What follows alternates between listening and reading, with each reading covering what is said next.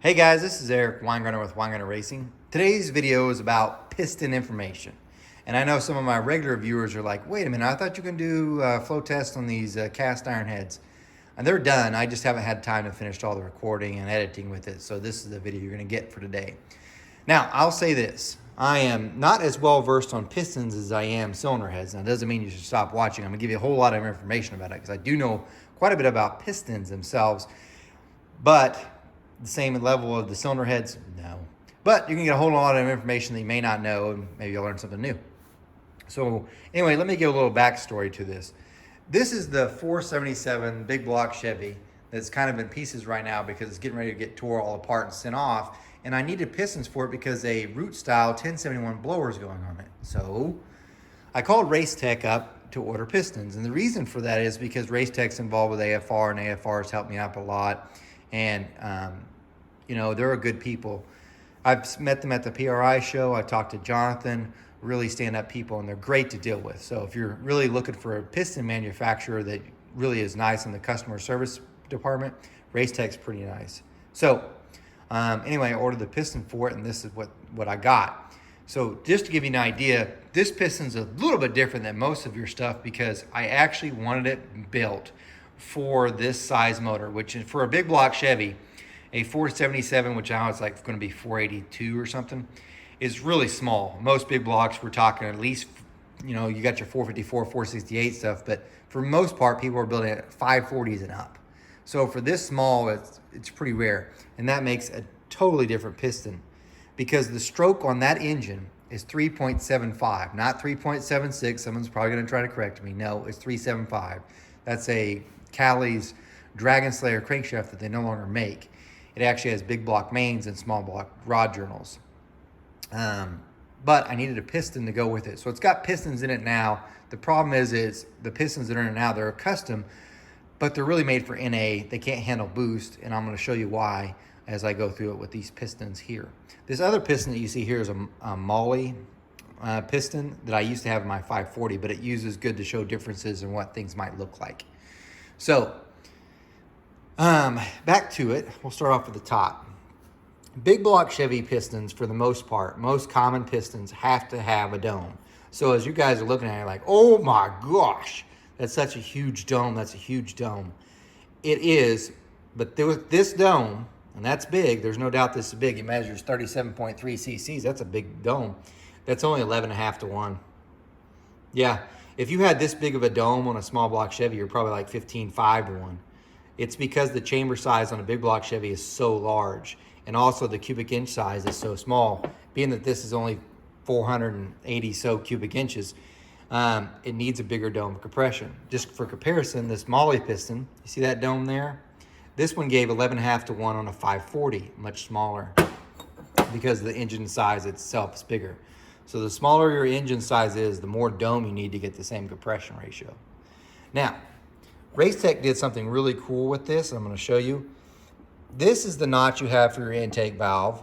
And typically on a big block, if we look over this piston, you don't have much of a notch for the exhaust valve. And the reason why is because it's further away. This one, they've got a notch here, and that's because of the dome being so high up in there, it's got to give more clearance for the valve. But what's cool, and this is a nice feature for the Racetec, is this. They beveled out the end.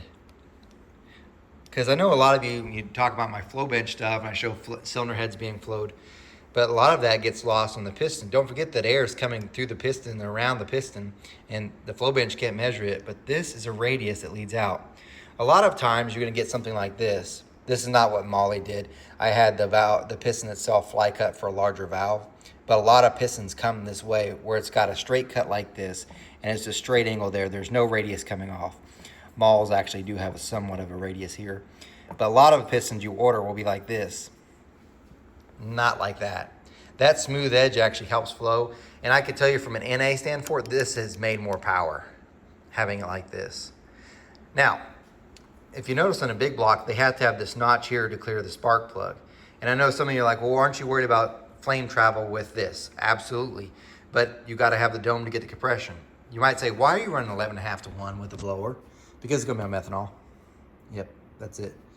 So they've also got a nice radius round edges over here, which is cool. Now, there's a little bit, I wouldn't call it a sharp edge, but definitely rounded. It looks worse in camera than what it actually is. This has a sharp edge. Notice the difference? Like it's it doesn't, the camera's doing a crappy job, but that's all domed and rounded down. That's obviously a sharp edge. So there's that as far as the top part, but let me show you some of the other parts of the piston. So we'll do the underside first. Turn this piston around. Ooh, scaring me to death right now. This maul piston is something that they call a box design.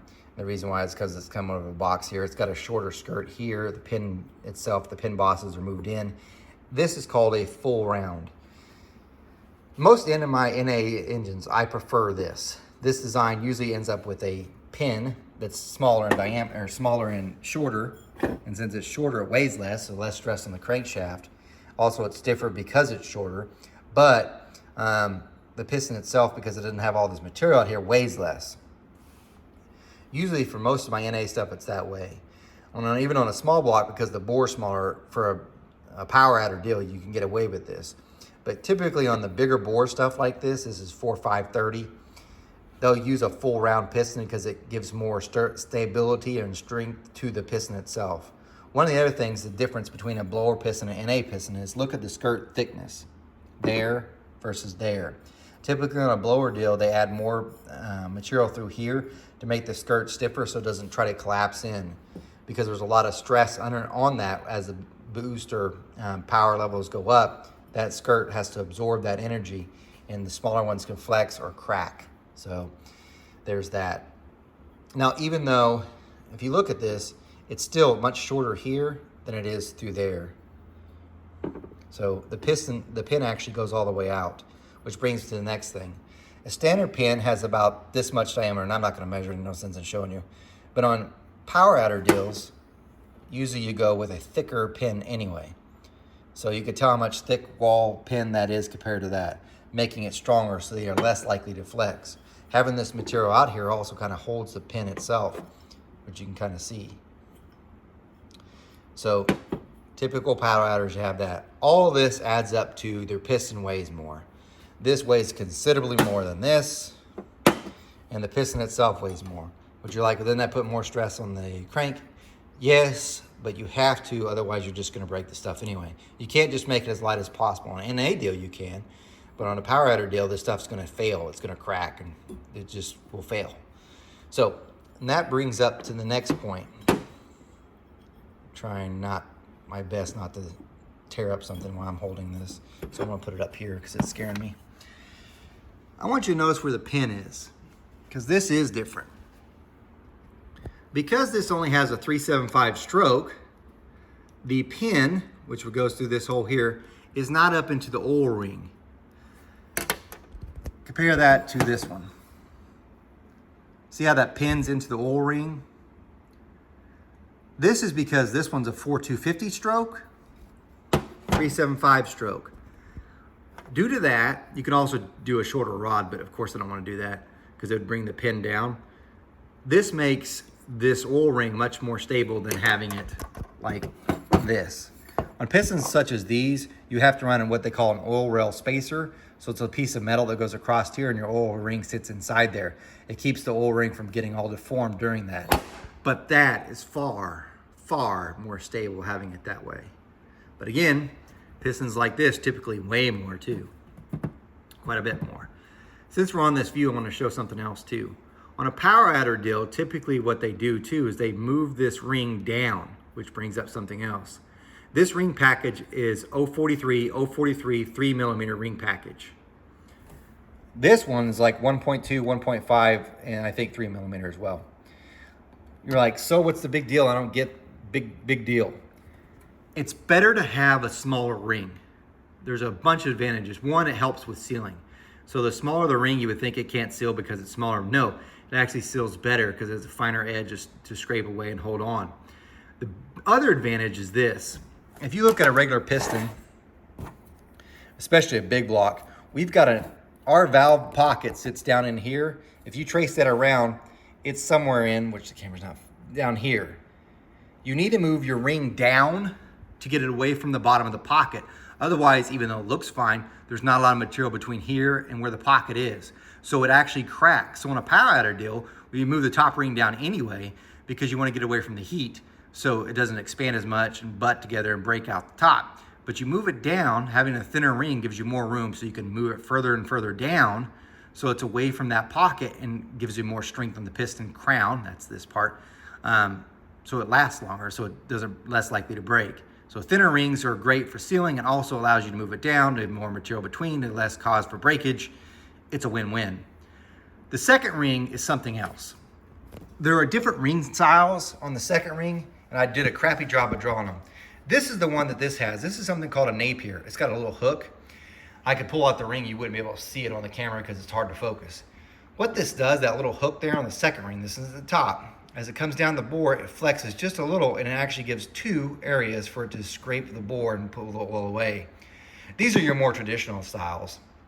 You got some that look like this, some that looks like this, and then you've got a rounded one. I don't like these. To me, this is the best second ring design you can have, period. Unfortunately, in my S10, it's the regular design. I try to always use the Napier. It's so much better for oil control. It's just better. These are old school. Top ring, it's totally different. I'm not going to get into that. But I wanted to talk about that. The other thing is these holes here. You ever wonder what they're for? They're one, you're like, well, this is where the oil ring is. So it moves the oil and scrapes it down. Well, the oil's got to get out, right? Well, there's more to it than that. You see these oil holes there? They're pin oilers. See that two holes that are right there in that hole? That's actually from these. So as the piston's coming down and scraping the oil away, it forces the oil through that hole, which then oils your pin. Now this one's got dual pin oilers. See the two holes? You compare that to the Molly. If I can get the right view, there it is. It's got one. Hence, it's only got one hole there. See the hole there in the ring oil rail? Goes right to the pin. This one has two. Then it's got other ones on this side that keep the oil just drains right back in, as you can tell. So it kind of cools the piston. So there's a cool feature there. That's pretty much it besides the alloys. This is a 2618, this is a 4032. Most of your power adder stuff is 2618. What's the difference? The 4032 has more silicone in it, so it doesn't expand as much. It's still strong, obviously, but the 2618, it does expand more. But it's also more, because it has less silicone content, it's more flexible, I guess you could say. So it could take more abuse before it breaks, while this one will take less flexing before it actually just breaks.